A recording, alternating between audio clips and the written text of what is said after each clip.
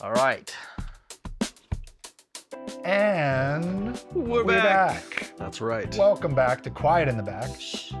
I'm the host of this podcast, at least one of them, Patrick William. I am also a host of this podcast, Austin Jenny.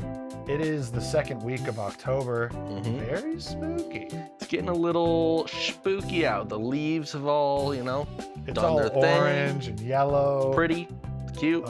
I've already been pranked by wayward youths. Ugh, They're smashing my pumpkins and shattering my candelabras. that is absolutely disgusting. Get these youths out of here, man. We watched one of my all-time favorite childhood movies for this horror movie run that we're doing. Hmm. Evil Dead 2. That is right. Absolute outrage of a movie. I haven't seen this since I was a kid. And it held up in all the right ways. You know what I mean? Yeah, there's some jankiness to it. Yeah. Only it got a $3.5 million budget. Yeah. You expect the jank, though. And it's 1987. So, they're figuring some things out. For sure. But a lot of creativity. Absolutely. A lot of originality. Like, I think people take for granted all of the tropes in the sort of horror world Hmm. that weren't around when Sam Raimi and Bruce Campbell were making Evil Dead. Yeah, absolutely. I mean, They forged this lane. for sure. I was just listening to Quentin Tarantino talk about how this was a standalone. This was just beamed down creativity and inspiration. It was nowhere else. This is just for the first time being bam, we are So going cool. to parody the fuck out of this while it's still being a love letter. Yeah. And amazing. And doing a sequel to your own movie Yeah. that's actually not a sequel, but it's a remake, sort of, but it's now pivoting to be comedy. The first movie, they tried to be a horror movie, Mhm. right? Straight up. Hmm. But it was so low budget and goofy, and Bruce Campbell just can't help it but be goofy because of the way he acts. Yeah. And Sam Raimi has this goofy camera work style, and they had such a low budget that it's so laughably bad. Yeah, man. It just becomes funny. And so for the second one, they got a bigger budget and they just leaned into the humor, and it just works so much better, Dude, as a comedy. for sure. I mean, the horror's still a little there too, but it is a beautiful dynamic between the Right. two. Yeah, the balance between they do have some jump scares, some Yeah. creepiness, Yeah. some straight attempts at getting you to freak out a little bit. Yeah. And in 87, I bet this was a lot scarier than Mhm. today, our perception of it. We've seen a lot scarier shit. Yeah. All of the blood and the gore of chopping people's heads off with a shovel. Yeah. That was kind of new.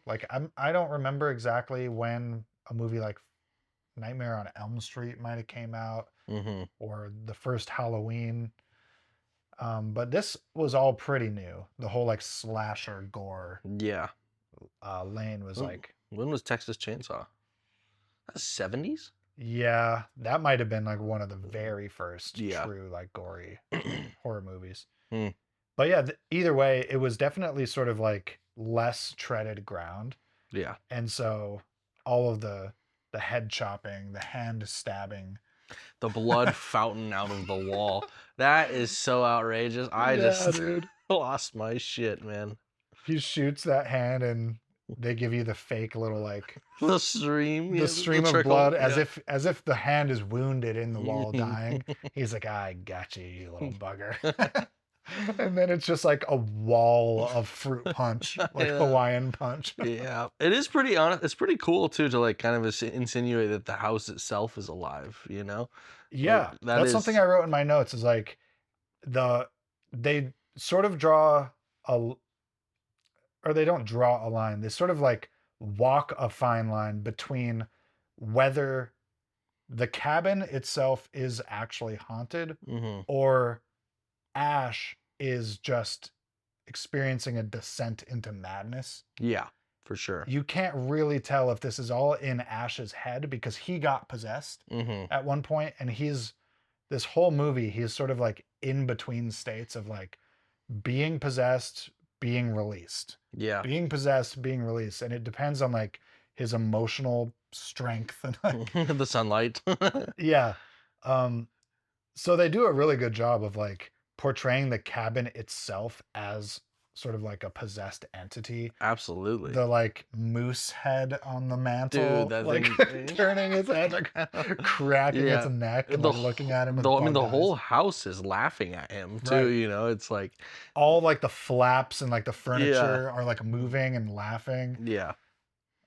The hand is like in the walls and it's chittering and like Dude, the whole hand sequence is so amazing and iconic. yeah, It's so good. And then we just found out that's inspired by a hamburger helper commercial, which is crazy, dude. a helping hand. Yep, the helping hand. I really want to give Bruce Campbell some props because as goofy of an actor as he is, it takes some real skill to do what he's doing in this movie, like the hand acting, Dude, the physical the acting, yeah, physicality. yeah. I mean, it's very Three Stooges-esque, and that is not easy to do. Like gripping his hair up and like moving himself Yeah. around At and one shit. point, he grabs himself by the back of his own head and flips himself forward. That is, And he really did that. yeah, That's a real flip. yeah. That is mighty impressive, to say Um, the least. it's cool and it's impressive. And Yeah, I think Bruce Campbell is awesome. Dude. yeah, yeah. Legend now, you know. Speaking of Three Stooges, you just mentioned like the similarity. Hmm. Both Bruce Campbell and Sam Raimi were huge fans of the Three Stooges growing up, Oh, and it okay. is cited as an actual reference point for creating Evil Dead. Nice. So much so that Sam Raimi actually coined the term shemping. I don't know if you've ever heard Shemping? of this. Nope. Shemp was the last name, I believe, of the one of the original Three Stooges, Okay. who was later replaced by Curly Oh, huh. due to like unavailability. Yeah. And so Raimi uses the word shemping anytime he replaces a main actor with a non-actor to just get coverage on a scene when the actor wasn't available. Huh. And during the making of Evil Dead, by the end of it, they realized most of the filmed acting in the movies was shemping, not the real actors, Really? due to how chaotic their schedules were and how badly produced the first one was. The first one. Okay. Um, Yeah, They realized like they were doing the credits. They're like, most of these people aren't actually the actors in the movie, like, and they coined the term like fake shemp They're shemping. to list all of their stand-ins, which are Huh. just like production assistants Yeah. and just sometimes people, it's anyone. Raimi himself, and That's it's just like a awesome. body double shit, or they'll put prosthetic makeup on and like Yeah. pretended that they're one of the main characters. That's crazy. Yeah. Huh. So the term was coined from the Three Stooges, but yeah, they do that a lot in this movie. They replace the actors with just people that are around. They do? I Yeah. didn't even notice. Yeah, because like when they're all in makeup and stuff, or they're just like a dead body or something, it Oh, doesn't yeah. really matter Yeah. Straight. who's playing who. I saw some of the wires when they were Yeah. when the homies were flying around, the demons and Yeah, stuff. dude. The first one I saw, I was like, nuh-uh. And then yeah. At the very end, when Bruce is like flying into that portal, you can Yeah. see him on a wire, like, and he's just rotating on one plane. So funny. Yeah. Me and my friend Taylor would watch that movie when we were in middle school and like pause it and like just point. We'd like, here it is. yeah. In the first Evil Dead, there's a point where like you can clearly see that they've photoshopped in a full moon. Hmm. It's like a different tone of sky. It's just like the square of in the upper left Oh screen my god. is like slightly off black, and then the rest is black. It's like they just put that moon in post. This is the kind of movie you're watching. Yeah, but hey, I mean it's legendary for a reason. I you love know? it to death for that reason. Yeah, absolutely. The Necronomicon is very cool. Super cool. I love the start of this movie. It was just like, oh, this is some cool, spooky lore. I love like when a movie kind of like just brings you in and gives you a good amount of information. It's like, Right, here's just the ground rules. explains itself. Yeah, it's like this is what's going on. I feel like it's so trendy these days with binge TV Mm-hmm. to do the opposite of that, where you set up a normal scenario and then add these like hints of intrigue Mm-hmm. that never get explained. And Yep. it's like a way of hooking the viewer over the course of like 3-4 seasons. Yeah, for It's sure. a very like TV way of doing shit. Yeah. I like this way of doing shit where you just put all your cards on the table in the Yeah. first 5 minutes. Yeah, we found the Necronomicon in this old castle. A Kandarian ritual summoned the demons. It's like, whoa, that's crazy. I love how the tape recorder in the cabin is like set just before the inciting, like I know, right? he just presses play on the recorder and it's this archaeologist who's like, I will now recite the summoning ritual. And then he recites it and the ritual's complete. Yep. It's within like 60 seconds of pressing play. Oh, for sure. This guy just set you up. It definitely. Oh, it definitely did. That was a It's like setup. almost like he did it as the demon or something. Right. Shit, Like you they know? rewound the tape. The demon rewound it just so that the next person who comes here and plays it will re-summon him. Right. back. Dude, it's crazy. The movie's pacing was also really nice. Like I was surprised with how fast we were losing people. I mean, the girlfriend's a demon. First 5 minutes. And then her head's gone, and then he's already freaking out, man. He gets possessed Yeah. within a few minutes after that. Yeah. Like already within the first like 10 or 12 minutes, you've got a manic Ash. What is his last name? Ashley J. Ash Williams. Is that what it is? That's his full name. That's awesome. You've got a manic Ash Williams, like Yeah. descending into madness, possessed, semi-possessed Yeah. in this haunted cabin. And they've given the viewer no real sense that like there's anything that can fix this. No, yeah. This is just like it's just descend. He's just like fucked. Yeah. And then they introduce these other characters, Mhm. like the archaeologist's daughter and her Mhm. assistant, and these two hillbillies. Yeah. And okay, they've got some more scrolls, and Right. They now can we help. see like there's a potential solution to this summoned Kandarian demon problem. But like right Fuck, away, not the dude, Kandarian demons. they raise the stakes like off the bat, just dive you right into it. Oh, yes, they do. The artwork in the Necronomicon gets a Oh. lot of focus in this movie. Dude, it's banging. It's really cool. Yeah. Very cool, like heavy metal sort of shit. Right. Yeah. Yeah. 80s metal, Oh, yeah. like doom metal type of Mhm. demon art. Yeah. Tons of like like truly like satanic art, you know what I Mhm. mean? Yeah, it was very cool. I never caught it as a kid, but at one point they show a page in the Necronomicon and it's Ash. Really? And they're talking about the last time that these demons were locked away in the 1300s. Mm. 1300 AD or maybe 1200 AD. And the picture is of Ash with his chainsaw hand and a shotgun. And it's like the chosen one destroyed the demons in the 1200s. And he's like, didn't do a very good job. He's got this sniper mark. I really never picked up on that image being Ash as a kid. Yeah, no, that's that I didn't even see it this last time watching it. So yeah, they That were makes setting up the sense. sequel Yeah. then. It's crazy how long it took for the sequel to come out, too. I mean, it was like 7 years later or 6 years later. 93. 91, 92, 93? I thought it was I saw 93. 92 maybe. Huh. I wrote down 92 at any rate. Yeah. But, Either way, I mean, still 5 yeah, years. 5-6 years. Yeah. That's a big gap for a sequel which you've already written into the first movie that Yeah. you did.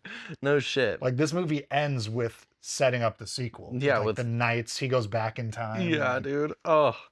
That Hail the chosen one! I was Hail! so excited to watch fucking Army of Darkness. Yeah. It was one of it was one of the few horror movies I was allowed to watch when I was like because pretty it's so young. slapstick and goofy. It's like, Exactly. it feels harmless. Yeah, I mean it feels like Monty Python. It's Right. like it is Yeah. pretty harmless. As It's far like as it goes. medieval satire. Yeah.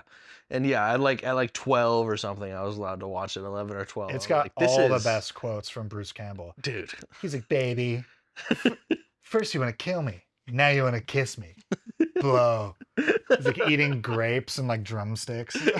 Such an asshole. Oh, This is my boomstick. Oh, that dude, is that straight? Doesn't Doom use that quote too? Probably. We also learned that this is fucking Doom, just straight up inspiration from Evil Yeah. Dead 2 and Aliens Yeah, the whole concept of like walking around with a shotgun and shooting and a Kandarian chainsaw. Yeah, demons. Yeah, that's Evil Dead first, yeah, Doom second. Um, would you want to just go through this very long list that I have of all the things that this movie has like spun off? definitely. It's pretty inspirational. We just did Toxic Avenger last Yeah, week, yeah. and that movie has spun off a huge amount of media. Hmm.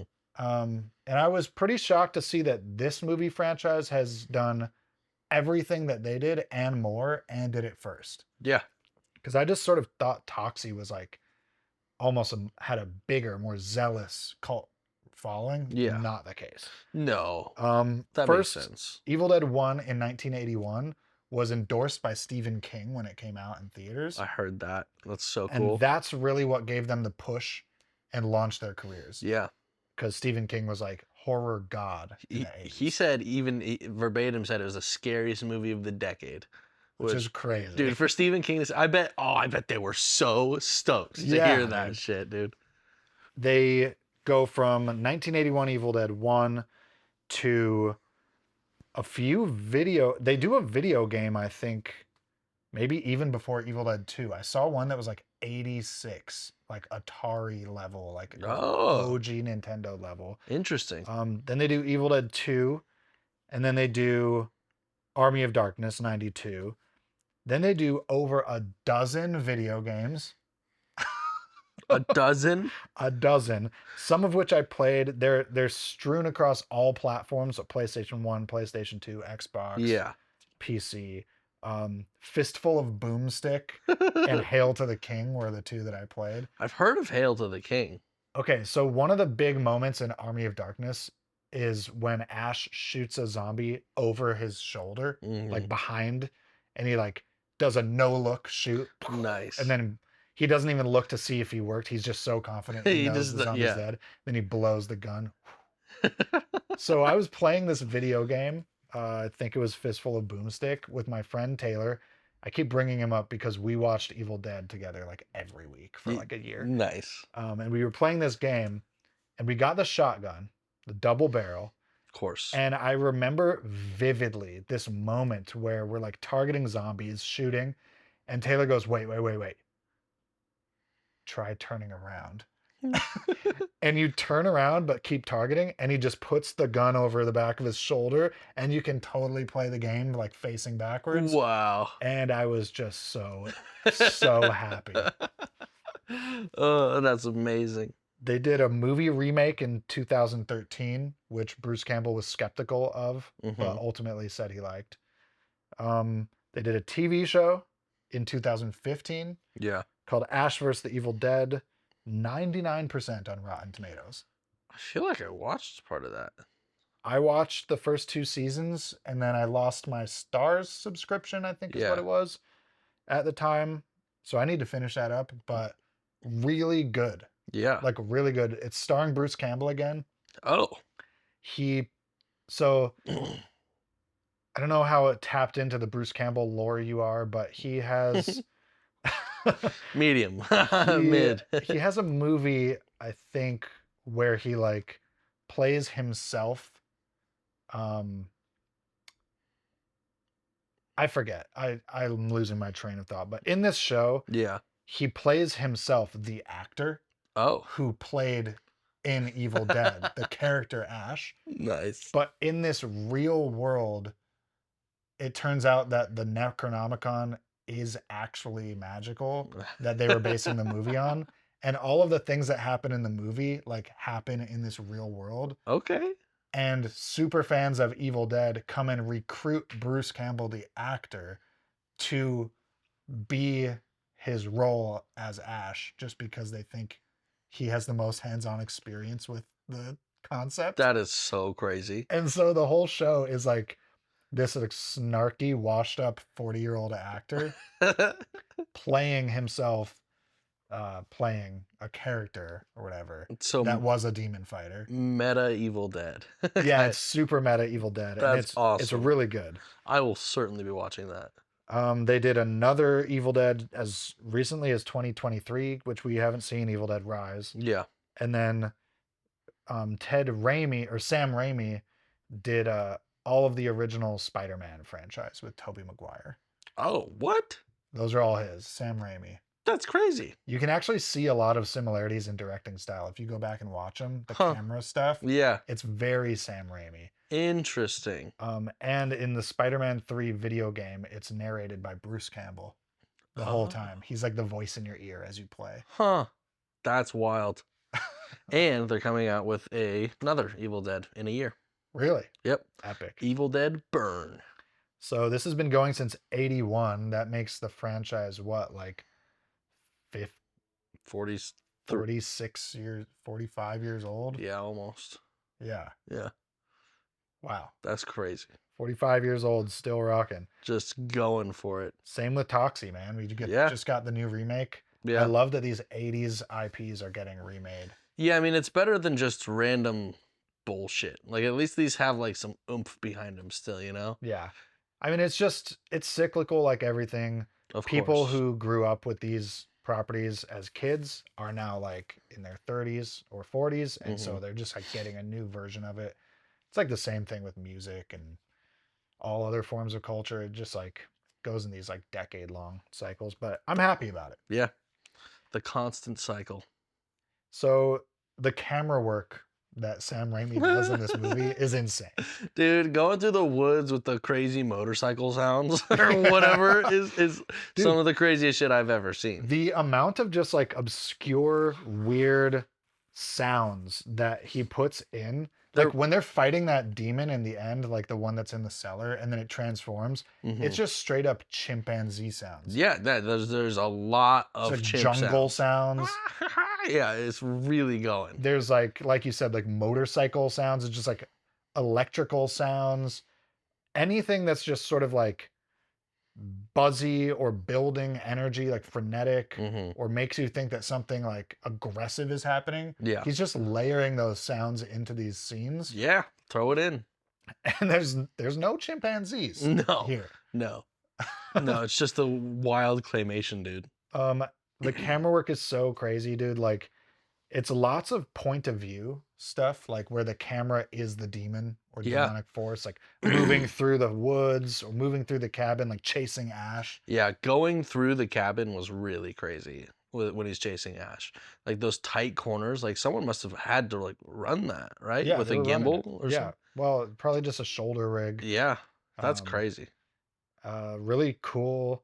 And then little things like doing the old like object tracking like through the air. Like at one point, like Bruce hits a demon on the head and its eye pops out. Oh yeah. It goes flying through the air and the camera like tracks the eye. It's like, Yep. Into then that like, girl's mouth. Yeah. right into her mouth. She's like, oh, Oh. so slapstick. Yeah, it is. Another one of my favorite sort of like camera work and editing combo moments is when they're building the chainsaw arm. Oh, yes. They do this again in Army of Darkness, and it was always one of my favorite techniques where like it's just a series of like the camera shows you something and then zooms in. And it every time it zooms in, it's like whoosh. And it comes with like a sound. There's like one object or action and a sound. It'll be like a hand in a leather strap. And the camera moves in as you pull the strap. And then it's like a gear and a wrench.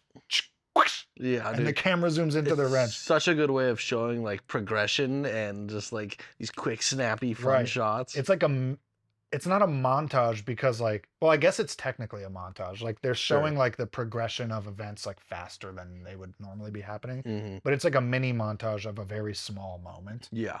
And it's just so funny because they know how goofy that sounds and looks. Oh yeah, absolutely.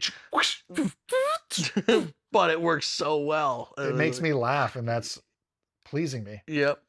Makes me love it. They do it in Army of Darkness like even more extreme when he's building his chainsaw arm again. I know he's building his like crusher hand. Oh yeah.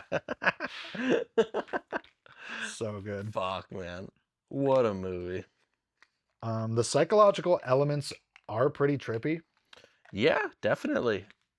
What specifically for you? Like when he's looking at himself in the mirror, for example, Ooh, yeah, and grabs and himself then out. yeah, Yeah. he comes out of the mirror and grabs himself, and he's like talking to Yeah, himself. you're not okay. He's like, "Look at yourself. You're Yeah. going crazy in a cabin right now." Like, and it really drives home this idea that like you don't know as a viewer if this is happening, if the cabin is haunted, if the demon force is just literally fucking with him Mm-hmm. because it's like impish and like it has a dark, perverse sense of humor Yeah. and it's just messing with his mind, or if it's just the deterioration of his mind. Yeah. That he's just fully losing it. Because Like it's kind of feels like both. the whole movie could be a psychotic break. Yeah, for sure. Very well. Until I guess until you get like the You get archaeologist's the other daughter. characters introduced, and that sort of like stabilizes the narrative. Yeah, But for for that sure. first 25% of the movie where he's alone, Yeah. I think it's even more like half, dude. yeah, it could be more like closer to half. Yeah. This is a really tight movie. I think it's an hour 24. Yeah, Fucking punchy. no bloat. No, you need all of those blood scenes and I'm Arietta or whatever. Come down here in my cellar. Dude, some of the things that the demons say are just so funny. I know, right? I'll swallow your soul. I'll Hey, swallow your soul. Hey, I'll swallow you! your soul. I saw this. Oh. Oh, God. I love that they made the demons have like a dark sense of humor and they're just like messing with the humans. It's like so much more entertaining than a deadly serious like evil demon that's just like always trying to kill you every time it encounters you. This makes it playful. Yeah, I mean, it and like surprisingly has a lot of depth to it. Like I would expect a demon to be mischievous, in a sense. Yeah. I mean, there's historical precedent for mischief making Mm, demons, and then there's historical precedent for just like world destroying evil. yeah. Right. And I like that these are more like they're not in a rush to No. dominate your world. No, they're going to toy with you. They're just happy they're out. They're stretching their legs. Yeah. You know? Oh.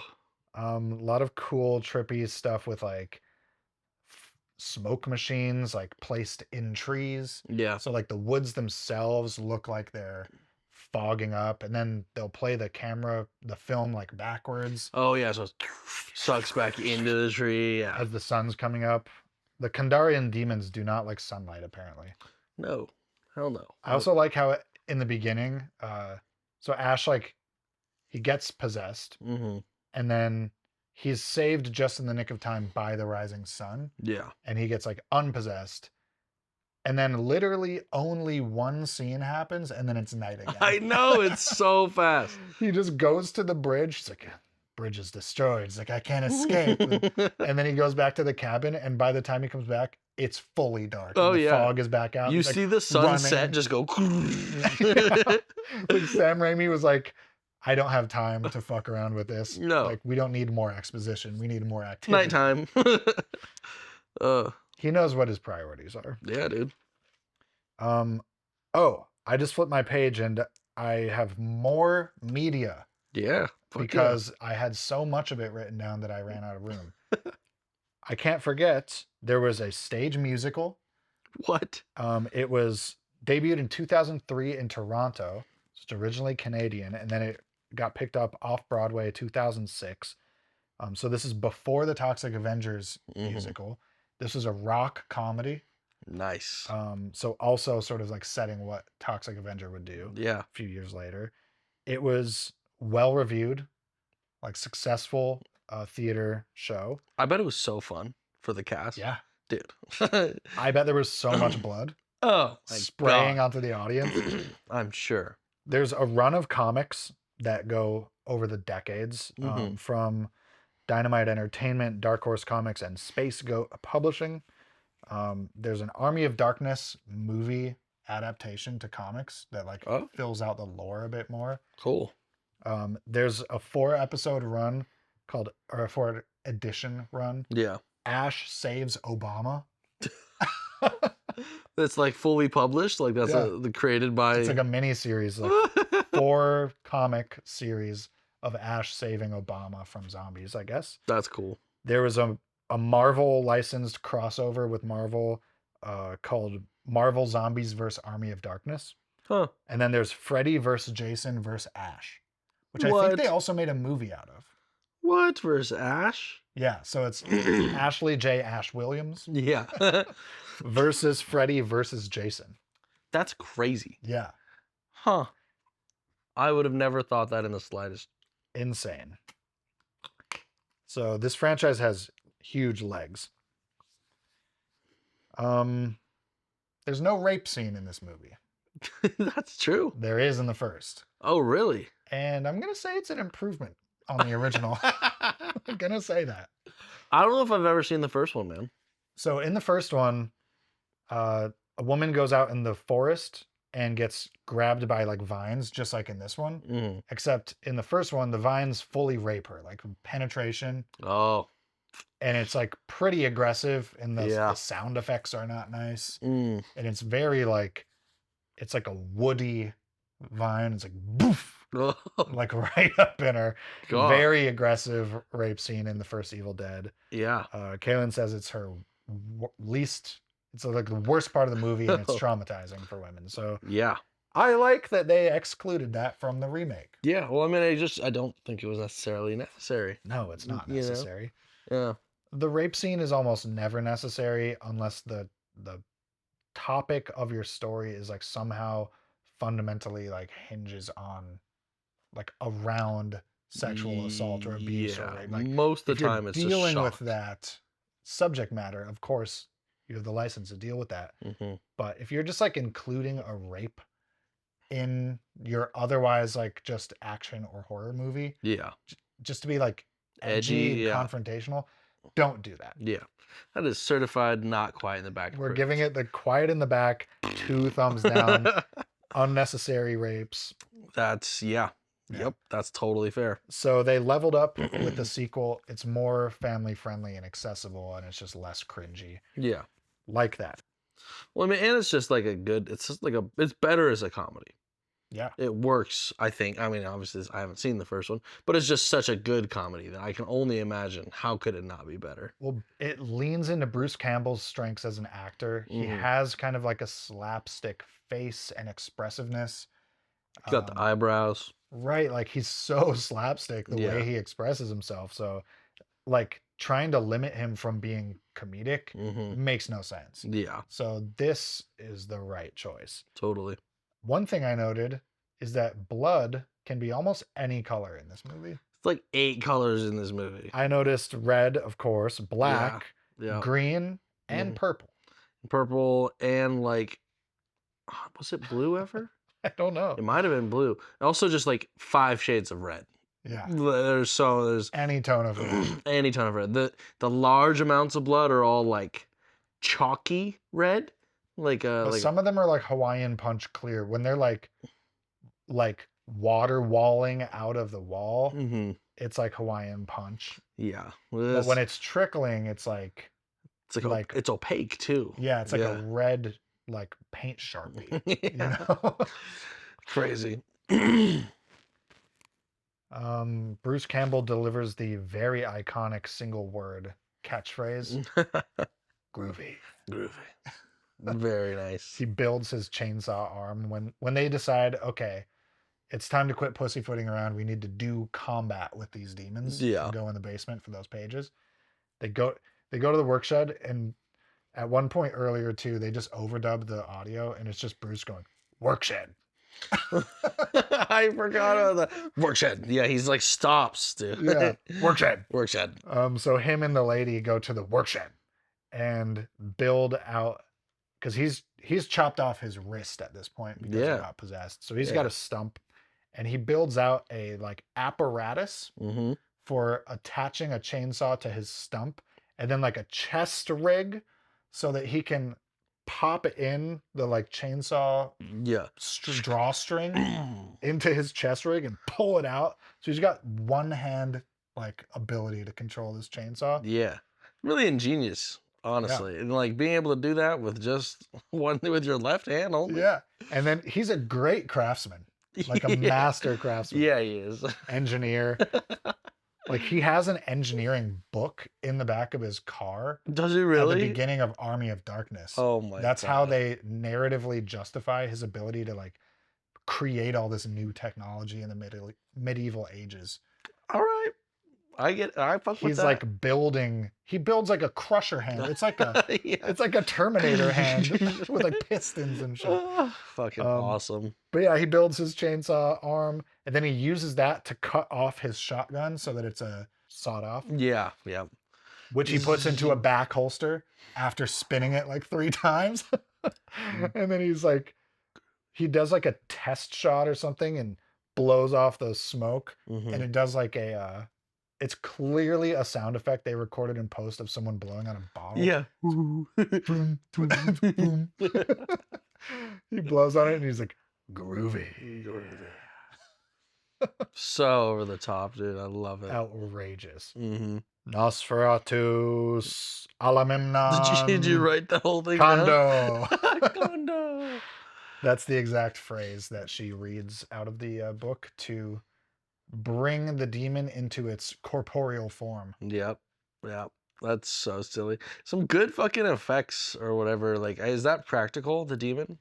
Yeah, I think it's all a combination of practical effects. So they're like creating these dummies and demons and stuff Mm-hmm. with makeup and like paper mache and like whatever Yeah. modeling they're doing. There's a bit of claymation in it too. Mm-hmm. Yeah. Stop motion. But then they're also using like digital effects to like superimpose those things like into scenes where they're not in Yeah. to create like combat between Ash and the demon. Yeah. Because they don't actually have the like fine motor control over these dummies Yeah, to of like course. play that scene out correctly. Yeah. So like in the final scene between like the mother demon that's in the basement and Mhm. Ash, they are not in the same room together. That's awesome. It's just like Ash fighting nothing and then them superimposing this dummy thing into the scene. But it's not a CGI demon. Like, Yeah. it's a practical effects demon. Very, very 80s way of doing it. Pretty impressive though too. I mean, Yeah. like it's like if you're not really paying attention and you can let your disbelief go, it's really good. Yeah. I mean, they did not have the computer technology to like even conceive of how to do CGI. They were just doing like splicing. Yeah. That's crazy, dude. 87. I saw Bruce Campbell live in Chicago at the Hi, My Name is Bruce. This is what I was alluding to earlier. He has a movie where like he plays himself and gets dragged into something based on his character. And he was doing like a small indie theater tour of his movie. Damn. And I went and saw it with some friends and got to like do a Q&A after with him. Fucking sweet. And I did a really bad Samuel Jackson impression for him. And he's like, that sucks. He's like, keep working on it. It's like, thanks. I was like 17, Dude, such a fucking geek. That's so awesome. But yeah, I can officially say I've done a Sam Jackson impression for Bruce Campbell That's in a public forum. Gets the quiet in the back seal That's of 2 approval. thumbs up, baby. That's for sure. Oh, well, that is all of my notes. yeah. Don't have a whole lot else to really add to this review. There's no analysis that needs to be done. No. This movie contains no themes. Yeah, I mean, It has no message. no, unless you want to overanalyze it, and this is not worth that. It's just a really good, fun time. Yeah, if this movie contains any message, it's that rape is bad, okay? Okay. We don't need to do the rapes. That's right. Then they took it out, and Yeah, that's a thumbs That's up. the theme. But really, this movie has no like thematic philosophical content to analyze. Mm, It's not that kind of movie. no, This is just a banger. banger. It's just fun. This is one of them trap bangers you put on with your Yeah, boys. real trap shit. Well, fuck yeah, man. What are you rating Evil Dead 2? Evil Dead 2, Dead by Dawn. Dead by Dawn. I am going to give it a Strong 9. Yeah. Yeah, Strong definitely. 9. Yeah, it's not a 10, and I don't really know why I wouldn't call it a 10, but it is. Because Army of Darkness is a 10. Yeah, okay, And that is why, isn't it? Army of Darkness is a 10. It's just this, but even stepped farther. right. They nail in the comedy and the slapstick, every aspect. And it of just has ever so slightly a better production value. Yep. A little less jank. Yep. Yeah. But this, I mean, fuck, for $3.5 million, that is some It's impressive incredible. shit. Yeah. I cannot commend every part of this movie enough. And it's just so much fun. And it spawned off like a veritable empire of like spin-off materials. Yeah, 45 years of probably made hundreds of people's, if not thousands of people's whole careers. Right. You know. Evil Dead is just like legacy cult media now at this point. It's like a grandfather B movie. That's why it was in our fucking October select, baby. That's why we chose this and Toxic Avenger. Not because they're necessarily scary horror movies that are really gonna scare you, but they're like iconic. Yeah. You gotta be familiar with this stuff. Yeah. Cult Otherwise, classics, baby. You're not as good as us. You'll never be part of the true Quiet in the Back family. Yeah. Well, if you've gotten to the end with us, thank you. Appreciation. Like, subscribe, leave a comment. Yes. Ring the bell. Share. Rate us 5 stars on Spotify and Apple Music. Yeah. Save all of our episodes in your library. Listen to them while you sleep. Yeah, program yourself. What you can do is actually set up 2 different phones with 2 different earbuds. Yeah. One in each ear. Yeah. You can double dose this podcast 24/7. You'll get through us in like a day. We have a lot of content out by now. Yeah. I actually just got the notification from the YouTube app that it's our 1-year anniversary. Today? Yesterday. That's crazy. Yeah. So starting all the way back with Booty Whiskey. Yeah. We revamped, did a new name, started Quiet in the Back at the beginning of the year. But going back all the way with our Nicolas Cage 4 months of Nicolas Cage content at Booty Whiskey. Yeah, we started September 1st. That's crazy, dude. So it's officially been a year. Wow. We've been recording for a lot longer though, because we recorded all the Booty Whiskey before we published any of it. Over that summer and spring. Yeah. So we did all 16 recordings, and then released them all. Yeah, but that gave us a buffer. Yeah, it gave us a buffer to pivot into the next thing. Exactly, and now which we're is here. now this thing. Yeah, this is the thing. Thanks again for listening to us, Yeah. watching us. If you are watching, you can tell that we're still in my living room. Yeah, the blank void. We're in the liminal space of a couch and wall. The studio is still deconstructed, but I am moving into my new place tomorrow. Let's go. And hopefully within a week or 2, probably 2. Let's not give myself too much credit. We'll have a new studio space set up that will be cooler than the last one. Yes. And we'll be in a different visual environment. So look forward to that. That's right. And we'll see you on the flip side. Hell yeah. Thanks for watching. This has been Quiet in the Back.